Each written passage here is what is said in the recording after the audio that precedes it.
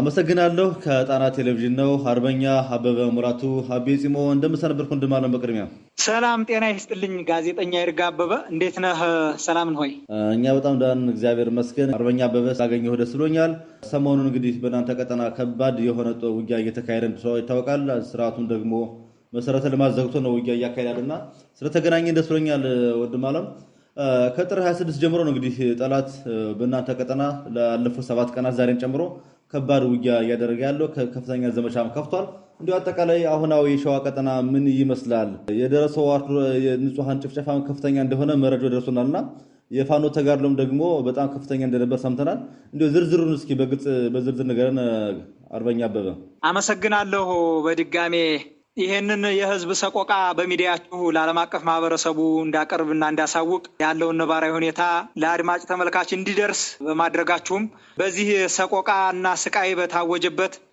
ሞት በታወጀበት በታላቁ የአማራ ህዝብ እንዲሁም በዚህ ትግል ጀግኖች ሰማዕታት ስም ላቅ ያለ ምስጋናን እያቀረብኩ እንዲሁም አዲስ አማራዊ አንድነት በመሰረትነው በተቋሙ በአማራ ፋኖ ህዝባዊ ንቅናቄ ስም ላቅ ያለ ምስጋናን እያቀረብኩኝ ወደ ዝርዝሩ አልፋለሁ ማለት ነው ወደ ጠየቀኝ ጉዳይ ሳልፍ የአማራ ፋኖ ብሔራዊ ንቅናቄ ሸዋ ጠቅላይ ግዛት ሰሞኑን በርካታ ትንቅንቆችን እያደረገ ያለበት ሁኔታ ነው ያለ በተለይ ከጥር 26 2018 ዓ.ም ጀምሮ እስከ ዛሬዋ ቀን ድረስ የካቲት 2 ለ6 እና ለ7 ቀናቶች ያክል በርካታ ትንቅንቆችን ያደረግን ያለንበት ሁኔታ ነው ያለ የተደረገ ያለ ውጊያን በተመለከተ ልካስጨራሽ ትንቅንቅ ከመደረጉ ጋር ተያይዞ ጠላት ከባድ የሆነ ኃይሉን አሰልፏል ነገር ግን ለከበባ በመጣበት እዛው እንዲቀር ግማሹን ፈርጥጦ እንዲመለስ እየተደረገ ያለበት ሁኔታ ነው ያለና ለከበባ የመጣውን ያገዛዙን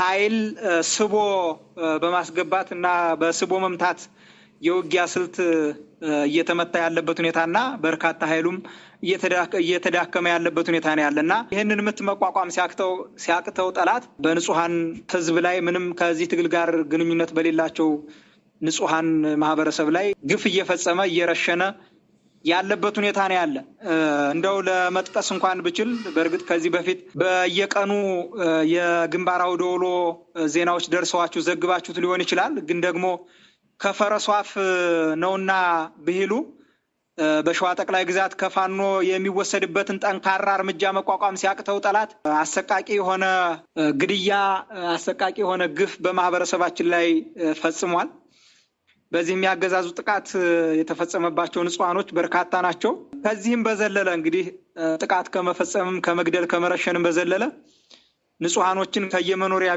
ቤታቸው በድሮን ከመግደል ወይም በድሮን ጥቃት የተረፉት እንዲሁም በተዋጊ ሄሊኮፕተሮችም ጭምር ጥቃት ለማድረግ ሞክሯል ከዛም የተረፉትን ከባድ ሁኔታ ከተለያየ ቦታ አሰባስቦ ባመጣው ኃይል ተኩስ በመክፈት ከዛ ተኩስ ከዛ ጭፍጨፋ ከዛ ድብደባ የተረፉትንም ጠላት በገባበት አካባቢ ላይ የአፈሰ የት እንደሚያደርሳቸው አይታወቅም ንጹሃን ገበሬዎችን ወጣቶችን ሴቶችንም ጭምር እያፈሰ እየወሰደ ትልቅ እገታ እያደረገ ነው ከዚህ በፊት ደምቢዶሎ ላይ የነበሩ እገታዎች አሁን ላይ በስርዓቱ ወንበር አስጠባቂ ሰራዊት ከባድ አፈሳ ከባድ እገታ እየተፈጸመ ያለበት ሁኔታ ነው ያለ እንደማሳያ እንኳን በመራቤት ያውራጃ አጼ አምደ ጽዮን ኮር አጼ ዳዊት ክፍለ ጦር በሚንቀሳቀስበት አካባቢ ከደራ ወደ መራቤት የሚንቀሳቀሱ ንጹሃን ዜጎችን እያገተ ፋኖ ነው ያገታቸው የሚል ፋኖን ከማህበረሰቡ የመነጠል እና በማህበረሰብ ጥላቻ እንዲያድርበት የማድረግ ፕሮፓጋንዳ ለመስራት ሞክሮ ነበር ነገር ግን አይበገሪዎቹ የታገቱትን ልጆች ከባድ የሆነ ትንቅንቅ አድርገው አስለቅቀው ለማህበረሰቡ መመለሳቸውና የጠላትንም እንቅስቃሴ የዚህን ስርዓት ውንብድናም ጭምር ለዓለም አቀፍ ማህበረሰቡ ያጋለጥንበትን ሁኔታ ነው ያለ ይሄንንም ከዚህ በፊት በነበሩ ዘገባዎቻችሁ መረጃው ደርሷችሁ እንዳቀረባችሁት መረጃው አለኝና በርካቶችን እያፈነ ደብዛቸው እንዲጠፋ እያደረገ በፋኖ እያሳበበ ማህበረሰቡን ለከባድ የስነልቦና ጫና እየዳረገው ያለበት ሁኔታ ነው ያለ ይሄ ብቻ አይደለም እንግዲህ በአማራው ምድር ላይ ልዩ ዞን በሚል ያስቀመጠው አለ ምድረገኝ ኬሚሴ ከዛም ጭምር የኦነግ ሸኔ ታጣቂዎችን ጭምር ከስርዓቱ መከላከያ ሰራዊት ጋር አቀናጅቶ ወደ እኛ ቀጠና በማስገባት ይሄ ብቻ አይደለም፣ ሌሎች ዘራፊ ኃይሎችንም ጭምር ያልታጠቁትንም አብሮ በጋራ ከኋላ በማስገባት እንዲዘርፉ በማድረግ መዝረፍ የሚችሉትን እንዲዘርፉ፣ ማቃጠል የሚችሉትን ደግሞ የንጹሃኑን ገበሬ ሀብት ንብረት እንዲያቃጥሉ አድርጓቸዋል ማለት ነው። ይሄ የሚሆነው በየት ነው? በይፋትና ጥሙጋ ወራጃ ኤፍራታና ግድም ወረዳ ላይ ነው። ምናልባት ቀበሌዎቹን ለመጥቀስ ያክል ወይም ይሄ ክስተት የተከሰተበትን ቦታ ለመጥቀስ ያክል ማኛ ቀበሌ አለ። ዘንቦ ቀበሌ ልዩ ቦታው ግንብ በተባለ ቦታ ላይ እንደዚሁ በርካታ ዘረፋዎች፣ በርካታ ግድያዎች ተፈጽመዋል። በተለይ ደግሞ ልዩ ቦታዋ ግንብ የተባለች ቦታ 12 ንጹሃን በግፍ ተረሽነዋል። ጥፋት ሲደረግ በስርዓቱ በዓለም አቀፍ በጦር ወንጀለኝነት ሊያስጠይቅ የሚችሉ ድርጊቶችን እያደረገ ነው። ይህንንም የዓለም አቀፍ ማህበረሰቡ ከዚህ በፊት በአንድም በሌላም መልኩ ሲገለጽ ቆይቷል።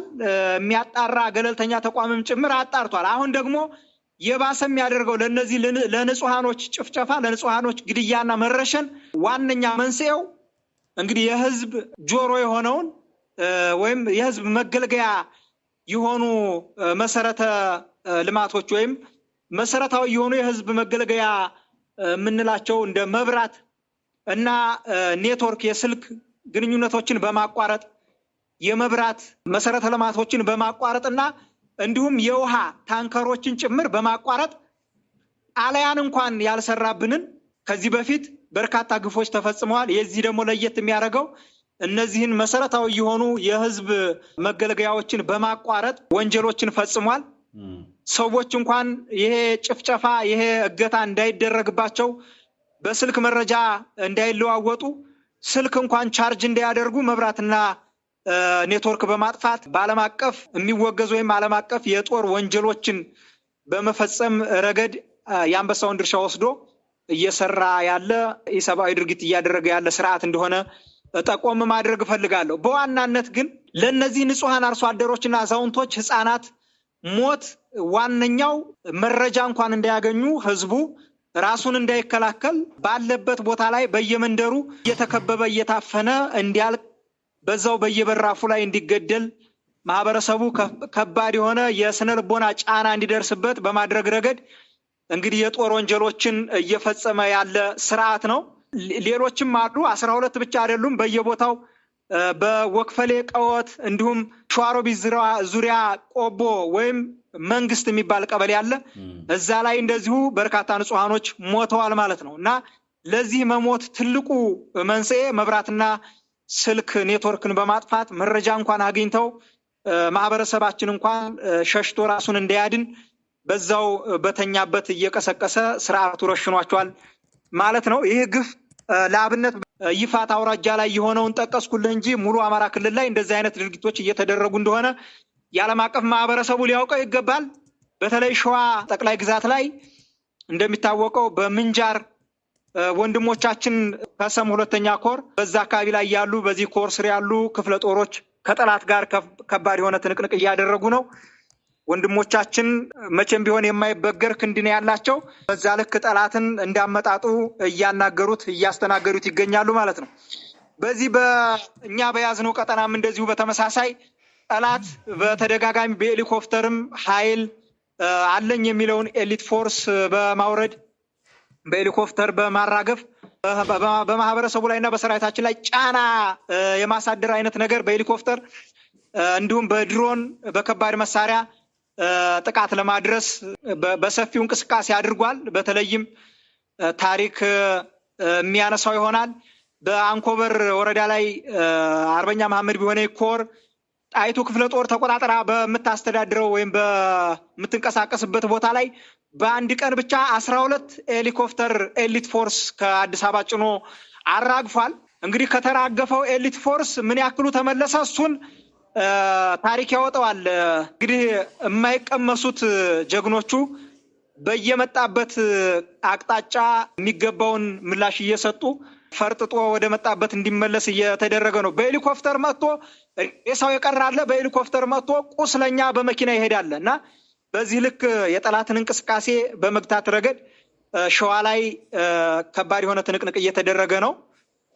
ይህንን ይመስላል። ሌላው ምንድን ነው? አገዛዙ ንጹሃንን ከመረሸን በተጨማሪ ወጣቶችን እንደሚያፍስ ነግሬያለሁ። በተለያየ ቦታዎች ላይ እሱ ተቆጣጥሮ በሚያስተዳድራቸው ቦታዎች ላይ በርካታ ንጹሃኖች እየታፈሱ የት እንደሚደርሱ አይታወቅም። ቤተሰቦች ወይም ትላልቅ አባቶችና እናቶች ልጆቻችን የት እንደደረሱ ማወቅ ተስኖናል። ስርዓቱ የት እንደሚያደርሳቸው አላወቅንም፣ እያፈሰ ወስዷቸዋል የሚል መረጃ ነው ያደረሱን። እሱ በተቆጣጠራቸው ቦታዎች ላይ እንኳን እኛ በተቆጣጠርናቸው ቦታዎች ላይ በአጋጣሚ እንኳን ይህንን እስካሁን የጠቀስኩልን ጫና አድርጎ በገባባቸው ቦታዎች ላይ እንደ አጋጣሚ ያው ኔትወርክ ዝግ ስለሆነ መብራትም ስለሌለ ያችን አድቫንቴጅ በመጠቀም ንጹሃን ወጣቶችን፣ ሴቶች ወጣቶችን ጭምር አፍሶ ወስዷል። የት እንደሚያደርሳቸው አይታወቅም። በዚህ ልክ ስርዓቱ ኔትወርክና መብራት በማጥፋት በማህበረሰባችን ላይ ከባድ የሆነ የስነ ልቦና ጫና በማድረስ ረገድ አይተክ ሚና ወስዶ ኢሰብአዊ ድርጊቶችን እያደረገ እንደሆነ በዚሁ ጠቆም ማድረግ እፈልጋለሁ።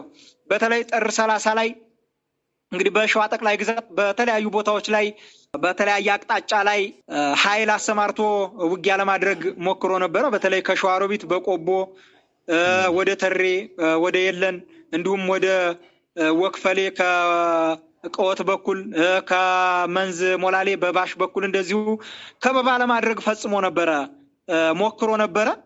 ይሄንን ከበባ ግን ለከበባ መጥቶ ራሱ እየተከበበ እየተመታ በርካታ ሬሳውን እያዝረከረከ የሄደበት ሁኔታ ነው ያለ።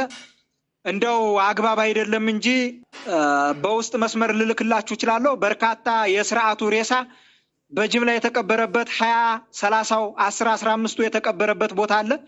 ያንን ማህበረሰቡ እንዲያይበት ዛሬ በከባድ መሳሪያ ሽፋን እየሰጠ ሬሳውን እያወጣ ወደ ሸዋሮቢት እያወረደ ያለበት ሁኔታ ነው ያለ። በተለይ በቆቦ በላይ መንግስት የሚባል ቦታ ላይ በርካታ ንጹሃኖችን ዛሬም በከባድ መሳሪያ ገሏል።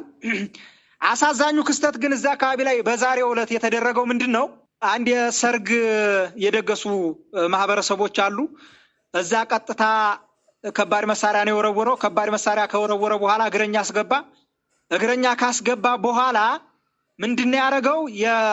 የመጣውን የሰርገኛ ቤተሰብ ሙሉ በሙሉ በጥይት እያባረረ የገደለውን ገሎ ያባረረውን ካባረረ በኋላ እዛ ሰርግ ቤት ገብቶ ወደ 9 ጋን ጠላ፣ እንግዲህ የአማራ እናቶች አይነጥፍባቸውም፣ ያንን ጠላ እየጠጣ ምንድነው ያደረገው? ትናንትና አንድ በሬ አርዶባቸዋል እነዚህን ሰዎች።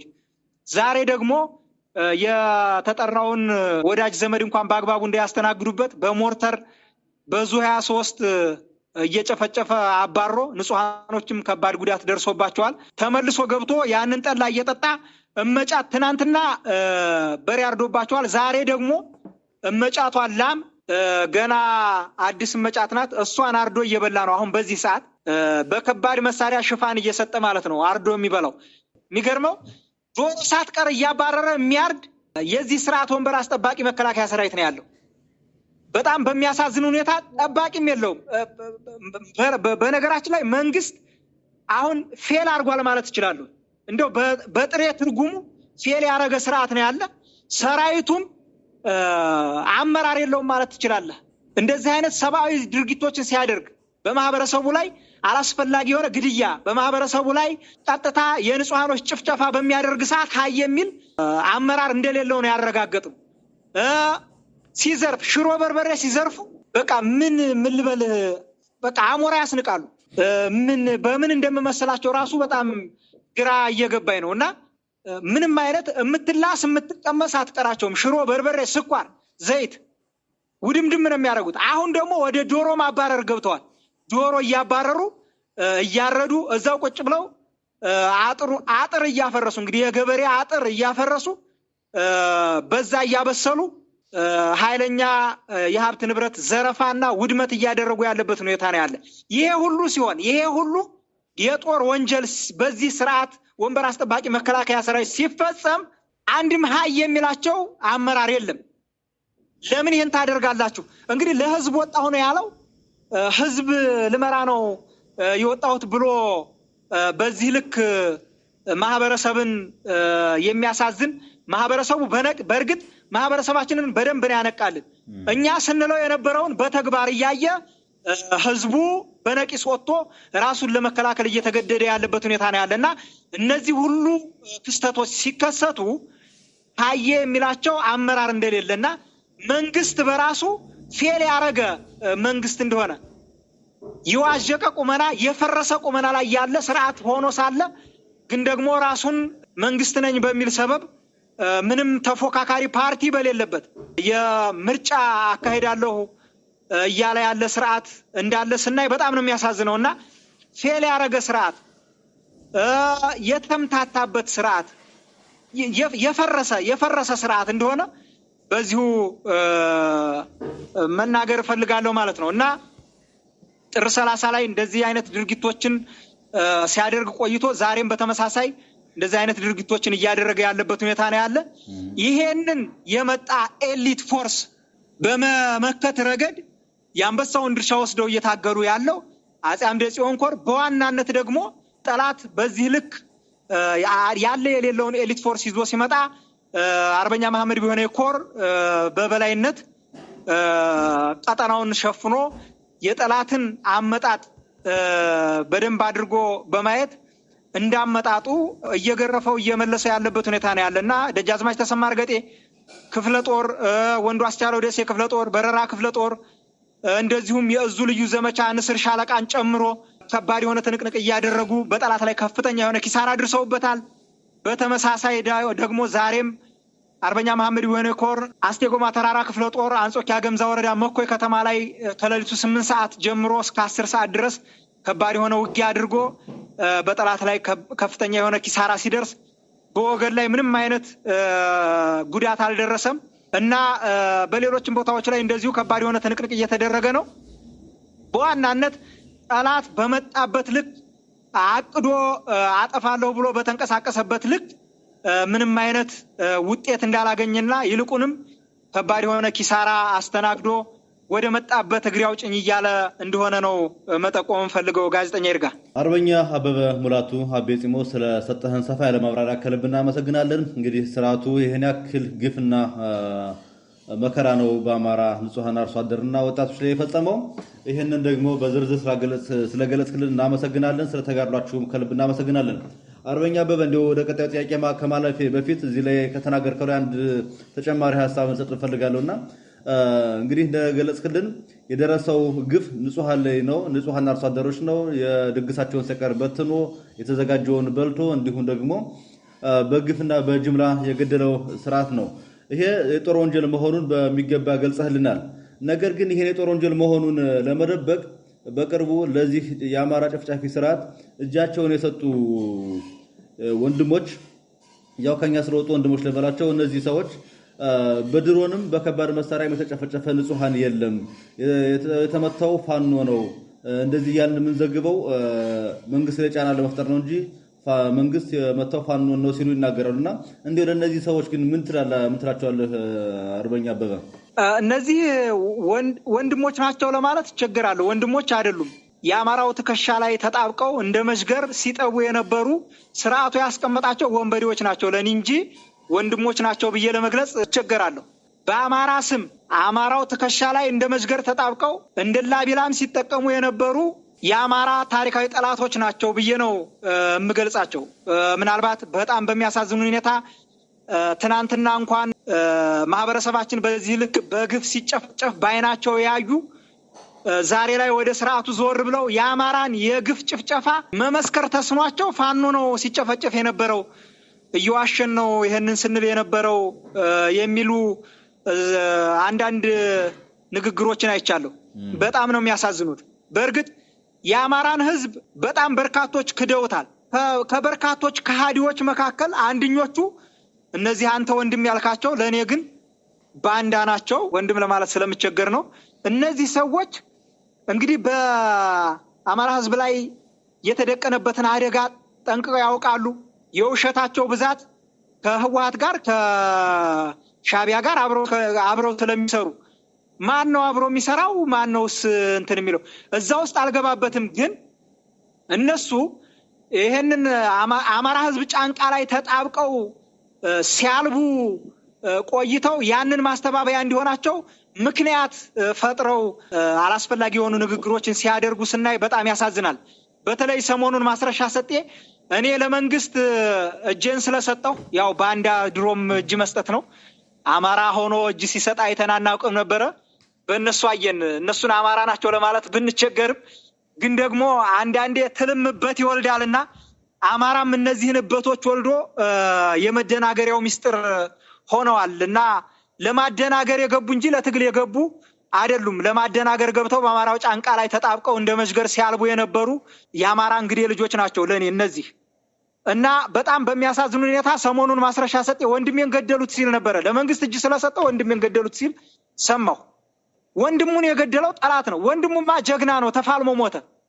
እንደሱ አይነት እንግዲህ ልጅ ግን በሚያሳዝን ሁኔታ ለመንግስት እጅ ሰጥቶ የህዝባችንን ትግል ህዝባችን ለበርካታ ዘመናት ሲሰቃይበት፣ ሲሞትበት፣ ሲደማበት፣ ሲቆስልበት የነበረውን ትግል በአንዲት ቀን ለዛውም ለጨፍጫፊያችን ለአብይ አህመድ እጅ ሰጥቶ በዚህ ልክ እኔ ለመንግስት እጅ ስለሰጠው ወንድሜን ገደሉት ብሎ መንግስት የገደለውን ወንድሙ ወደ ፋኖ አዙሮ ፋኖ ነው የገደለብኝ ሲል ሳይ በጣም ያማል፣ ይዘገንናል። እንደዚህ አይነት የአማራ ትውልዶች ናቸው ብዬ አላምንም። የአማራ ተወላጆች ናቸውም ብዬ ሙሉ በሙሉ አማራ ናቸው ብዬ ለመናገርም በጣም አፍራለሁ። ለምን እስካሁን ስርዓቱ ሲጨፈጭፈን የነበረውን እስካሁን ስርዓቱ ህዝብን ሲጨፈጭፍ የነበረውን አዙረው ፋኖን ነው ሲጨፈጭፍ የነበረው እንጂ ህዝብ አልጨፈጨፈም። ስንቶች እናቶች ናቸው አካላተ ጎደሎ የሆኑት? ስንት አባወራዎች ናቸው ሀብት ንብረታቸው የወደመው በድሮን? ስንት ንጹሃኖች ቆስለዋል? ምንም ከዚህ ትግል ጋር ተያያዥነት የሌላቸው ንጹሃኖች። እንዴት እነዚህን እንኳን ማሰብ ተሳናቸው? በጣም በሚያሳዝን ሁኔታ እነዚህ ሰዎች አላስፈላጊ የሆኑ ንግግሮችን ሲያደርጉ ስናይ ህዝቡ እየታዘበ ምን ያክል ውሸታሞችና የአማራ ህዝብ ጫንቃ ላይ ተቀምጠው ብዙ ሴራዎችን ሲሰሩ እንደነበረ ትልቁ ማሳያ እንደሆነ ህዝብም ጭምር እየታዘባቸው ያለበት ሁኔታ ነው ያለና አርበኛ አበበም ብዙዎቹ እንግዲህ የተናገሩት የአማራን ህዝብ ጭፍጨፋን አስመልክቶ የተፈጸመው የጦር ወንጀል ስርዓቱ ለማካካስ ወይ ደግሞ ለማጥፋት የሞከረበትን ሂደት ነው ደግፋ ያገናቸው። ይሄን እንዲው ስላሳዘነኝም ጭምር ህዝብም ደግሞ ስዝቱ ስለገለጸ እንዲው አንተም ሐሳብ እንድገልጽ የኔ ጥያቄ ጠየቁ ወንድም ያበበ። ወደ ቀጣይ ጥያቄ ላምራ። እንግዲህ መቼም ዛሬ ከተገናኘን ረጅም ጊዜ ስለሆነ ከተገናኘን ኔትወርክም ጠፍቶ ስለነበረ እስከሚጠፋ ድረስ ዛሬ በርከት ያለ ጥያቄ ጠይቃለሁ አርበኛ አበበ። እንግዲህ ይሄ ስርዓት ተረጋጋሚ ጊዜ ይናገራል። ፋኖን አጸዳለሁ፣ አጠፋለሁ፣ 3-4 ቀርተዋል እየለቀምኳቸው ነው ይላል። እንዲሁ ፋን በዚህም ደግሞ የተጠናከረ ዘመቻም ያደርጋል፣ ሁሌ ይከሽፍበታል። እንዲሁ ለመሆኑ ፋኖን አጸዳለሁ የሚሉት ቃላት ራሱ ሲጠቀሙ ብዙዎቹ ይናጋገሩባቸዋልና ምን ማለት ነው? እንዴት ነው ፋኖን አጸዳለሁ ሲባል ምን ማለት ነው? አርበኛ አበበ እንዴ ፋኖን አጸዳለሁ ማለት ነው? ፋኖ እኮ የምስራቅ አፍሪካ የሚዛን አስጠባቂ ኃይል ሆኗል እኮ። ፋኖ የኮሊደር ልማት አደረገው እንዴ? የኮሊደር ቆሻሻ አጸዳለሁ የሚለው ፋኖ እኮ ዛሬ ላይ ራሱን አደራጅቶ የአማራ ህዝብ መከታ ብቻ ሳይሆን የኢትዮጵያ ዋልታና ማገር የኢትዮጵያ አለኝታ ዋልታና ማገር የሆነን ኃይል እንደው በአንድ ቃል በፓርላማውም ላይ ምንም ላይ እየወጣ አጸደዋለሁ ሲል ምናልባት እንደ ኮሊደር ልማት ወይም እንደ ኮሊደር ቆሻሻ ማጽዳት ህዝብን እያፈናቀሉ ኮሊደር ነው በሚል ሰበብ እንደ ማጽዳቱ አይቀናም። እንግዲህ ገብቶ አይቶታል፣ እየገባ ነው። እንግዲህ አለኝ የሚለውን ኤሊት ፎርስ ፋኖን አጸዳለሁ በሚል ሰበብ ይዞ እየመጣ በየጥሻው ስር እየቀረለት ያለበት ሁኔታ ነው ያለ። በሄሊኮፕተርም አለ በምንም አለ የፈለገ ተአምር ቢመጣ የፈለገውን ከተለያዩ እኛን ሊያጠፉ ከቆሙ ሀገራቶች ጋር ጭምር ድሮን እየገዛ ከእናቶች መቀነት በሚወሰድ ሳንቲም በሚሰበሰብ ግብር የተለያዩ የአየር ላይም ሆነ በምድር የሚንቀሳቀሱ ታንኮችንና በርካታ ዘመናዊ መሳሪያዎችን እየገዛ ቢያመጣም በተአምር ፋኖን ሊያጠፋ የሚችል አቅም ያለው ኃይል የለም። እንኳን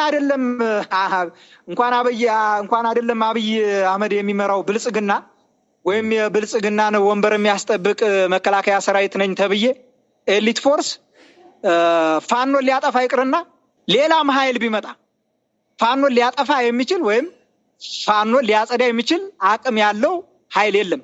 በቃ የምስራቅ አፍሪካ ሚዛን ማስጠበቂያ ጠንካራ ኃይል ፈጥረናል።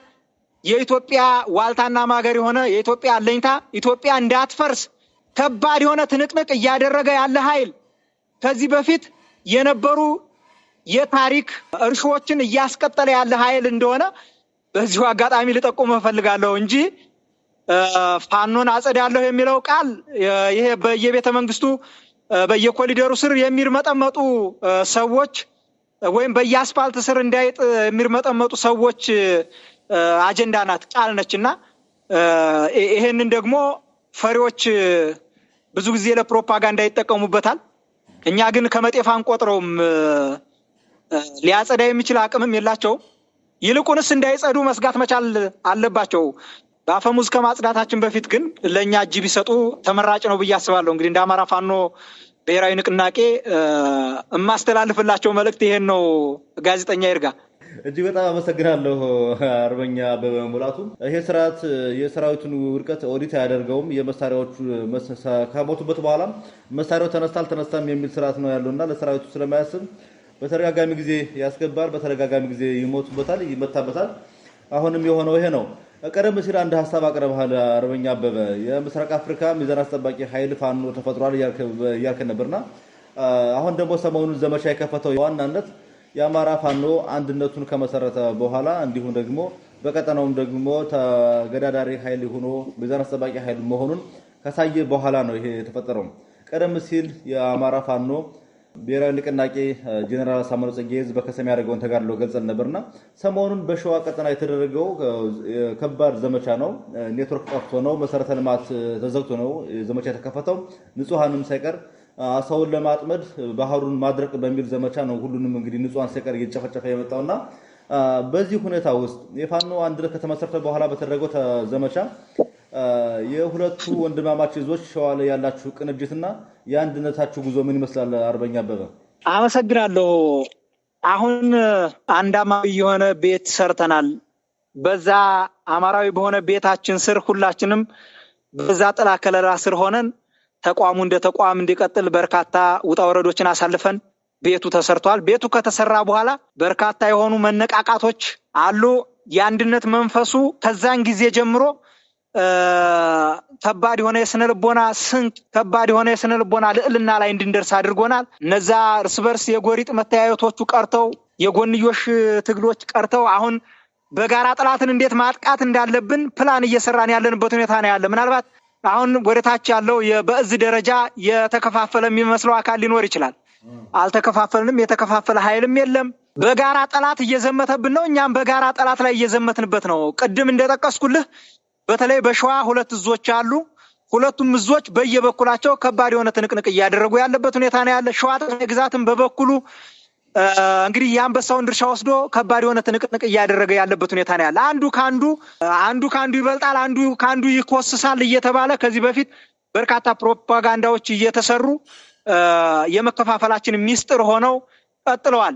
እነዛን ሁሉ ሰብረን ዛሬ ላይ የአንድነት መንፈሱ በሁላችንም ዘንድ ሰርጾ ሁሉም ወንድሜ እየተባባለ የመጣብንን ጠላት በጋራ ከጀርባም ከፊትም ከግራ ከቀኝም እየሆንን እየታገል ነው ያለበት ሁኔታ ነው ያለ። ሁሉም በየበኩሉ የመጣውን ጠላት እያሳደደ እየገረፈ መውጫ መግቢያ እያሳጣ ያለበት ሁኔታ ነው ያለና አንድነቱ በደንብ እየጠነከረ ነው። እንደውም ይልቁን ጠላት በዚህ ልክ መምጣቱ አንድነታችንን ይበልጥ እያጠናከረው የአለት ላይ ካስማ እያደረገን ያለበት ሁኔታ ነው ያለ።